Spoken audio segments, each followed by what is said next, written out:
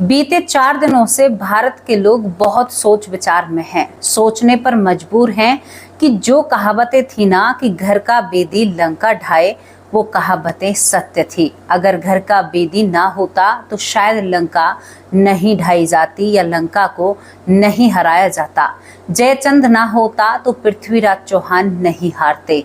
ये लोग या इनका वंश आज भी चला आ रहा है और ये अपनी इन सारी चीजों से बाज नहीं आते हैं।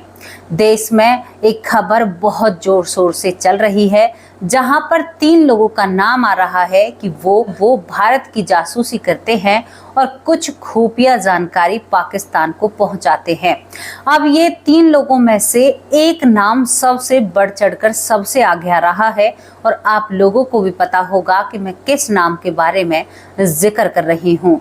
ज्योति मल्होत्रा, जो सबसे ज्यादा इन्हीं का नाम सबके सामने आ रहा है और ये भी खास वजह है कि इनका नाम सबसे ज्यादा सबके सामने या मीडिया पर क्यों छा रहा है। एक व्लॉगर या यूट्यूबर कहूँ, मैं क्या कहूँ इनसे, शायद मेरे पास इनके लिए कुछ अल्फाज रहे ही नहीं हैं। देखो, मैं आप लोगों से एक बात कहना चाहती हूँ कि आप अगर किसी से दोस्ती कर रहे हो तो पहले जांच पड़ताल करें और फिर उससे दोस्ती करें। पहली बात, ज्योति की ऐसे लोगों से दोस्ती या जानकारी उसे शक के घेरे में खड़ा करती है। दूसरी बात, वो कई बार उसी जगह पर जाती है और उन्हीं लोगों से मिलती है जो उसे शक के घेरे में खड़ा करते हैं या शक के दायरे में लाते हैं। हालांकि आज दोपहर जब मैं न्यूज़ देख रही थी या मैंने उसके बारे में जानकारी निकाली तो हरियाणा के हिसार के जो एसपी शशांक कुमार, उनका बयान जब मैंने सुना तो उन्होंने कहा कि अभी कोई ऐसा प्रूफ सामने नहीं आया है जिससे बिल्कुल साबित या सिद्ध हो सके कि ज्योति मल्होत्रा ही एक जासूस है या वो अपने देश से गद्दारी कर रही है। चलो, इस बात को सुनकर इससे थोड़ी सी तसल्ली मिली। लेकिन दोस्तों, आखिरकार ज्योति इन सब घेरों में कैसे पड़ती है? क्या उसकी जिंदगी में होता है? क्या वो सच में ही एक जासूस है या ये सारी बातें वैसे ही हवा में चल रही हैं? पहली बात आपको साफ कर देती हूँ, कोई भी बात हवा में नहीं चलती है। कहीं ना कहीं कुछ ना कुछ की शुरुआत होती है, तभी वहां से आग लगना शुरू होता है। ये आप लोग भी जानते हैं और हम भी जानते हैं। कहीं ना कहीं कुछ ना कुछ तो हुआ है जो उसके ऊपर ये कार्रवाई हुई है। दोस्तों, यहाँ पर 16 मई को ज्योति को हिरासत में लिया जाता है और उनके घर वालों से कहा जाता है एक एफआईआर के जरिए कि आपकी बेटी एक जासूस खुफिया एजेंसी से मिली हुई है और आपकी बेटी बहुत गलत काम कर रही है, देशद्रोह का काम कर रही है। हालांकि जो ज्योति के पिता हैं वो मीडिया में नजर आते हैं अपनी बेटी का सपोर्ट या समर्थन करते हुए। अब दोस्तों, आपको ज्योति के बारे में बताती हूँ कि वो कैसे इन सब में या तो वो खुद टारगेट हुई हैं या उनका खुद का मन है या उनकी शायद खुद की इच्छा रही है कि वो ऐसा सब कुछ कर रही हैं। लेकिन ये गलत है, देश के साथ ऐसा नहीं करना चाहिए क्योंकि हम इस देश के हैं और ये देश हमारा है। ज्योति मल्होत्रा, जिनकी उम्र 34 साल है, इनका यूट्यूब चैनल होता है, यहाँ टेबल विद जो के नाम से इनका चैनल होता है और इनके चैनल पर 3 लाख से ऊपर इनके फॉलोवर हैं या सब्सक्राइबर हैं। लेकिन दोस्तों, अब तो और भी ज़्यादा बढ़ चुके हैं। जब से ज्योति का नाम मीडिया में आया है, लोग इनकी वीडियो सर्च करके देख रहे हैं, सुन रहे हैं और इनको समझ रहे हैं। जब इनकी वीडियो को देखते हैं तो सच में ही लगता है कि ये ऐसा काम करती होंगी, क्योंकि इनके व्लॉगों को ही देखकर आप अंदाजा लगा सकते हैं, एक आम इंसान अंदाजा लगा सकता है। फिर यहाँ पर तो हमारे देश का जो सेना है वो तो कैसे इस पर शक नहीं करेगी। अब यहाँ पर मैंने आपको इनके चैनल का नाम बताया। अब ज्योति एक ट्रेवल है, यानी ट्रेवल करती हैं, जगहों के बारे में बताती हैं, घूमने की जगह कहाँ पर जाना है, कहाँ पर नहीं जाना है। अब ये मन बनाती हैं पाकिस्तान जाने का। पाकिस्तान जाने का 2023 में ये मन बनाती हैं, लेकिन पाकिस्तान ऐसे ही नहीं जाया जाता है। पाकिस्तान में आपको वीज़ा बहुत मुश्किल से मिलता है। अब ज्योति का वीज़ा नहीं बनता है तो यहाँ पर एक और शख्स होते हैं जिनकी ज्योति से मुलाकात होती है, जिनका नाम हरकिता सिंह होता है। हरकिता सिंह हर बैसाखी पर पाकिस्तान जाकर और वहां पर बैसाखी मनाते हैं, यानी उनसे इनकी मुलाकात होती है। अब यहाँ पर जो हरकिता सिंह होता है वो इस ज्योति की मुलाकात यहाँ पर दानिश से कराता है। दानिश से ज्योति की मुलाकात हरकिता सिंह के जरिए होती है, जो बैसाखी के त्योहार का मतलब एक अरेंजमेंट करता है या उसे सजाता है या उसकी व्यवस्थाएं करता है। दानिश से जब इसकी मुलाकात होती है तो इसको पता चलता है कि दानिश एक दूतावास है। हालांकि हमारे भारत में दूतावास शब्द नहीं कहा जाता है, क्योंकि ये शब्द उन देशों में कहा जाता है जो देश कभी किसी के गुलाम नहीं रहे हैं। हमारे यहाँ पर है तो ये दूतावास ही पाकिस्तान की तरफ से, लेकिन इसका नाम दानिश आशान उर्फ रहीम होता है और ये एक पाकिस्तान के एजेंट या पाकिस्तान की तरफ से भारत में रह रहे एक दूतावास की तरह हमारे देश में रहते हैं। लेकिन जैसे ही 15 मई को यहाँ पर दानिश को एक माना जाता है कि ये यहाँ पर जासूसी कर रहे हैं, तो 15 मई को दानिश को देश निकाला दे दिया जाता है और दानिश को देश से बाहर कर दिया जाता है। जब 15 मई को दानिश को देश से बाहर किया जाता है तभी नजर पड़ती है यहाँ पर ज्योति के जो ब्लॉग हैं उन पर, और उन ब्लॉगों को देखकर यहाँ पर जो हमारी एजेंसी हैं वो सतर्क हो जाती हैं और 16 तारीख को एक FIR दर्ज होती है और ज्योति को उठा लिया जाता है। दोस्तों, दानिश सच में ही यहाँ पर जासूसी कर रहा था या कुछ ऐसी चीजें करता है या कुछ खास खबरें वो पाकिस्तान भेज रहा था। अब मैं आपको एक जानकारी और बता देना चाहती हूँ, क्योंकि जब से सोशल मीडिया चला है, जब से जो यहाँ पर जासूसी होती है या खुफिया एजेंसी होती है, उनके लिए बहुत सारी चीजें आसान हो चुकी हैं। दुश्मन देशों के लिए चीज बहुत आसान हो चुकी हैं। ज्यादातर जो यहाँ पर घूमने वाले ब्लॉगर हैं या घूम घूम कर बताते हैं कि यहाँ पर ये चीज है, तो वो शायद कहीं ना कहीं ऐसी चीजों को ऐसे लोगों के सामने रख देते हैं जो चीजें लोगों के सामने नहीं आनी चाहिए, जो गंदे लोगों के सामने नहीं आनी चाहिए।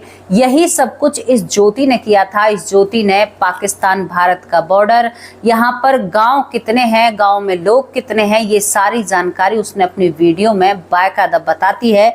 जब यहाँ पर ज्योति पाकिस्तान पहुंचती है तो ज्योति का इस्तकबाल यानी स्वागत बहुत जोर शोर से किया जाता है कि मानो कितना बड़ा व्यक्ति पाकिस्तान में आ रहा है। यहाँ तक कि उस देश की हुकूमत भी उससे बहुत ही ज़्यादा सम्मान पूर्वक बात करती है और ज्योति हमेशा पाकिस्तान को एक अच्छा देश अपने ब्लॉग में दिखाती है और कहती है कि पाकिस्तान बहुत अच्छा है। इसके बारे में बहुत सारी अफवाहें गलत फैला रखी हैं। दानिश की इससे करीबी थी या नहीं थी, इसके बारे में भी कई चर्चाएं चल रही हैं। दानिश की ही वजह से ज्योति आज सबके घेरे में है। और दोस्तों, दानिश ने उसके बाद ज्योति की, जब ज्योति एक बार पाकिस्तान पहुंच जाती है, दानिश की वजह से इसको वहां का वीजा मिलता है, तो दानिश वहां पर ज्योति की 3 लोगों से मुलाकात कराता है, जो कि ज्योति के व्लॉग में आपको साफ साफ नजर आ जाएंगे। और दरअसल ये बहुत बड़े यानी कि PIO के जासूस होते हैं। ये बहुत बड़े जासूस थे। इनका नाम, एक का नाम अली होता है, एक का नाम साकिर होता है, एक का नाम राना सहवाज होता है। इन 3 लोगों से दानिश आशान उर्फ रहीम मुलाकात कराता है ज्योति की, और ये तीनों ही लोग जासूस होते हैं और इनसे मिलकर ज्योति अपने व्लॉग में इन तीनों को ही डालती है। दानिश के साथ भी उसकी बहुत सारी फोटो हैं। दोस्तों, यहाँ पर यही सब सारी शक की सुई इस ज्योति की तरफ घुमा देता है, क्योंकि वो ऐसे लोगों से मिल रही थी जो लोग शक के दायरे में क्या, जो लोग जासूसी किया करते थे भारत की पाकिस्तान के लिए। अब यहाँ पर ये शक क्यों नहीं आएगा, क्यों एक महिला ऐसा कर रही थी? बहुत लोग ब्लॉग बनाते हैं, क्या उन पर ही सरकार ने सवाल खड़े क्यों नहीं किए? इस ज्योति पर ही क्यों है?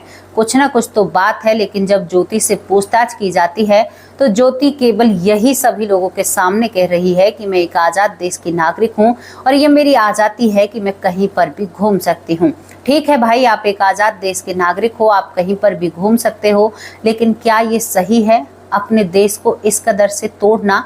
और हाँ, मैं आपको एक और बात बताती हूँ, शक के घेरे में जब आती है तो फिर ये दूसरी बार, पहली बार ये 2023 में जाती है, दूसरी बार ये 2024 में पाकिस्तान जाती है।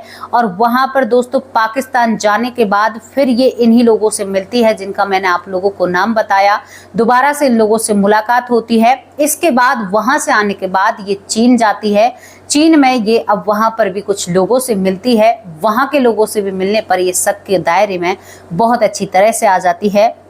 और यहाँ पर यहाँ पर आईवी की अब इस ज्योति पर नजर हो जाती है। और दोस्तों, जैसे ही दानिश आशान उर्फ रहीम को देश निकाला दिया जाता है, वैसे ही ज्योति को अपनी गिरफ्त में ले लिया जाता है। हालांकि हरियाणा से 3 लोगों के ऊपर जासूसी का शक है, यानी 3 लोगों के ऊपर यहाँ पर आईवी को नजर है और उनको शक है।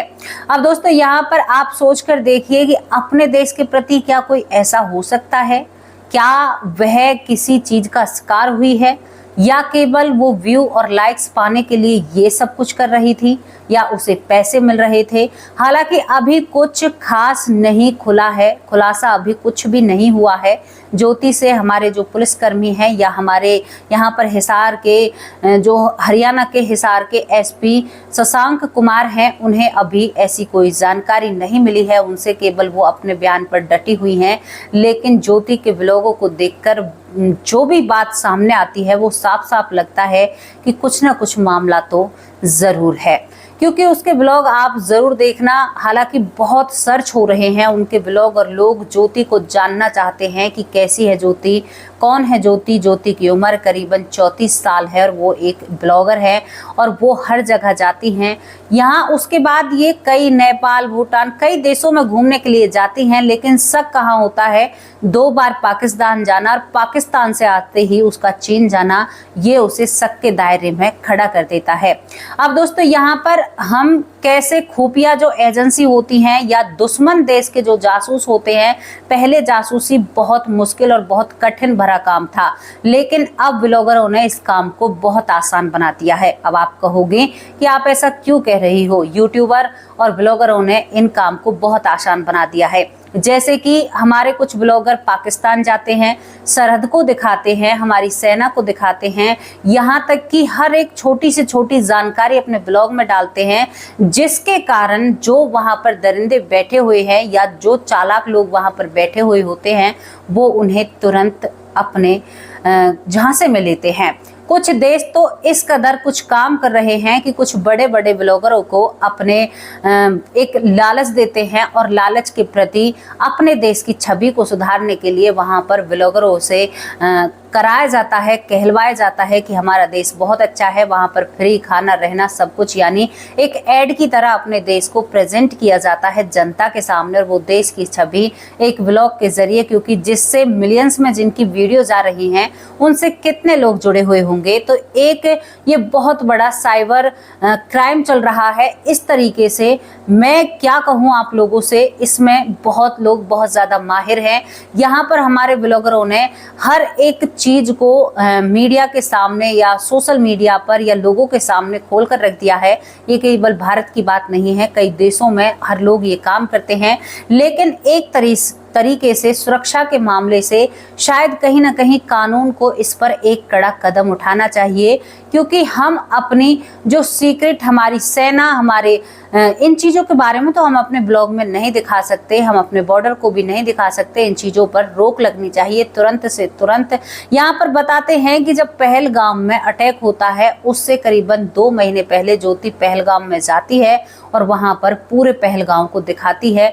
तो दोस्तों, यहाँ पर भी वो शक के दायरे में आती है और ये बात सत्य है। उसका ब्लॉग पड़ा हुआ है, वो पहलगाम जाती है और उसका पूरा शूट करती है और हर एक हिस्से को बारीकी से अपने ब्लॉग में दिखाती है। हालांकि घर वाले अपनी बेटी की तरफ हैं, लेकिन पूरे देश में ये चर्चा का विषय बना हुआ है कि कोई लड़की ऐसा कैसे कर सकती है। आखिर उसकी अंतरात्मा ने कैसे गवाही दी थी कि वो अपने देश के ही विरुद्ध खड़ी हो गई? क्या दोस्तों ज्योति सच में ही एक जासूस है, या फिर ज्योति कहीं किसी झांसे में आई है, या कुछ कमेंट या लाइक और या कुछ सब्सक्राइबरों की वजह से या कुछ व्यू की वजह से ज्योति के ऊपर ये पहाड़ टूटा है, या ज्योति बेचारी है, या सच में ही वो एक कातिल हसीना है? आप इस पर कमेंट और अपनी राय जरूर लिखकर भेजना। दोस्तों, हम तो यहाँ पर एक ही बात कहेंगे, चाहे कोई भी हो, अगर हमारे भारत देश का कोई थोड़ा सा भी बुरा चाहे तो शायद हम उसकी तरफ देखना भी पसंद ना करें। दोस्ती की तो आप दूर की बात छोड़ दीजिए। ज्योति ने ऐसे लोगों से उठा बैठी बनाई, वो सबके दायरे में तो आनी ही थी। ऐसे लोगों से उठा बैठी क्यों बनाई, आखिर ऐसी क्या वजह रही और क्यों? क्योंकि बहुत लोग आकर ये कह रहे हैं सोशल मीडिया पर कि ज्योति के उन लोगों के साथ ऐसा कुछ भी नहीं है। लेकिन क्या फोटो झूठ बोल सकते हैं, क्या ब्लॉग झूठ बोल सकते हैं? सब चीज के प्रूफ हैं। तो आप इस पर क्या कहना चाहते हो, अपनी राय कमेंट बॉक्स में जरूर रखना। ज्योति के बारे में भी, जो ज्योति मल्होत्रा 34 साल की हैं, जिनके पास अब बहुत ज्यादा फॉलोवर हो चुके हैं, उनके फॉलोवर बढ़ते जा रहे हैं। अभी पता नहीं उन्हें फॉलो कौन कर रहा है। लेकिन क्या आप इस घर के बेदी को क्या किस नजरिए से देखते हो? बिल्कुल गलत है। मुझे तो ये बिल्कुल सही नहीं लगा। एक देश की बेटी जो बॉर्डर पर लड़ रही है और एक देश की बेटी जो वीडियो बनाकर शायद किसी को पेश कर रही है। जमीन आसमान का फर्क है, बहुत जमीन आसमान का। मेरे देश के भाई, मेरे देश के बेटे, मेरी माओ के जवान बॉर्डर पर खड़े हुए हैं और उनकी जानकारी अगर आप ऐसे दोगे तो आपको नरक में भी जगह नहीं मिलेगी, आपको कहीं पर भी जगह नहीं मिलेगी अगर आप ऐसा कर रहे हैं। आपको सोचना चाहिए। वो अपनी जान की बाजी लगाकर बॉर्डर पर तुम जैसे लोगों की सुरक्षा के लिए खड़े हुए होते हैं और तुम लोग ही उन्हें इस तरह से पेश करते हो। क्या बीतेगी उनके दिल पर? सच में ही जब से सुना है 3-4 दिन हो चुके हैं, लेकिन दिमाग बस यही कहता है कि ऐसा कैसे हो सकता है। तो दोस्तों, हम तो भाई यही कहेंगे। और यहाँ पर एक और बात हम आप लोगों से कहना चाहते हैं। जो सेकुलर लोग होते हैं ना, वो शायद ना ही तो इधर के होते हैं और ना ही उधर के होते हैं। या तो आप इधर के हो जाइए या आप उधर के हो जाइए। ये वर्ड मैं क्यों बोल रही हूँ? ज्योति ने पहलगाम हमले पर एक बात भी कही थी जो सबको बहुत चुभती है। आप उनके ब्लॉग में जाकर देख सकते हैं। वो कहती हैं कि कहीं ना कहीं हमारी सिक्योरिटी सही नहीं रही, तभी ये सब कुछ हुआ है। उसने बहुत हल्के वे में अपनी सिक्योरिटी पर और अपनी मिलिट्री पर सवाल खड़े कर दिए और पाकिस्तान के प्रति उन्होंने एक सॉफ्ट कॉर्नर यानी पाकिस्तान को एक बेचारा बनाकर उसने साबित कर दिया। जब उससे इतने लाखों लोग जुड़े हुए हैं तो उनके मन में भी ये एक सवाल आएगा। दोस्तों, कहीं पर भी किसी चीज की कोई कमी नहीं है। हम अपनी मिलिट्री के साथ हैं और हमारी मिलिट्री बहुत अच्छा काम करती है। ये एक ऐसा रचा हुआ षड्यंत्र था, शायद इसमें बहुत लोगों के हाथ थे, इस पर हम क्या कह सकते हैं। लेकिन हमारी मिलिट्री के प्रति हम एक भी शब्द सुनने के लिए तैयार नहीं हैं, क्योंकि हम अपने देश के जवानों से बहुत ही ज़्यादा उनका मान सम्मान करते हैं और वो कभी भी अपने काम में कोताही नहीं बरतते हैं। यहाँ पर चाहे कोई भी अपने काम को सही तरीके से ना ले, लेकिन एक फौजी कभी भी अपने काम को ऐसे ही नहीं पेंडिंग में डाल सकता। वो अपने काम को बहुत ईमानदारी से और बहुत अच्छे से करता है। तो जो भी लोग हमारी मिलिट्री पर सवाल खड़े करते हैं, मैं उनसे साफ कह देना चाहती हूँ कि बिल्कुल भी नहीं। वो हमारे देश के जवान हैं, हमारी सेवा में वो अपनी जान की बाजी लगा रहे हैं। ये नहीं है कि यहाँ पर तुमने तो 4 बातें कह दी और तुम अपनी चारपाई पर जाकर सो गए। वहां पर जाकर देखो, वो बर्फ नहीं देखते हैं, वो गर्मी नहीं देखते हैं, वो तपती हुई रेत नहीं देखते हैं तुम्हारे लिए। वरना पैसे तो वो भारत के अंदर भी कमा लेंगे, फिर सेना कहाँ से लाओगे? तो भाई, मैं तो अपनी मिलिट्री से बहुत प्रेम करती हूँ, मुझे अपने देश से बहुत प्रेम है और मैं हमेशा भारत माता की जय ही बोलना चाहूँगी, क्योंकि मेरी भारत महान है, मेरा भारत महान है, मेरा भारत सच्चा है, मेरा भारत नेक दिल है, मेरा भारत का दिल बहुत बड़ा है। वो सभी को अपने दिल में जगह देता है और शायद इसी वजह से उसे हमेशा हर जगह से धोखा मिलता है। धोखे से भर दिया है मेरे भारत का दिल उन लोगों ने, घायल कर दिया है मेरे भारत का दिल उन लोगों ने, जो लोग शायद अपने आप को बहुत कुछ समझते हैं। अरे यहीं की खाते हो और यहीं की तुम उलट सुलट बातें करते हो। यहीं पर रहना और यहीं पर खाना और इसी के बारे में गलत बोलना बहुत गलत बात है। अब आप लोगों से विदा लेती हूं और आप अपनी राय जरूर कमेंट बॉक्स में रखते जाना। दोस्तों, ज्योति के ऊपर अभी कोई भी फैसला नहीं आया है, जो भी उनका फैसला होगा हम आप लोगों को जरूर बताएंगे। आप ज्योति को क्या मानते हो, अपनी राय कमेंट बॉक्स में जरूर रखना। शाम को हाजिर होंगे एक सच्ची और अच्छी स्टोरी के साथ। तब तक के लिए नमस्कार, जय हिंद, जय भारत।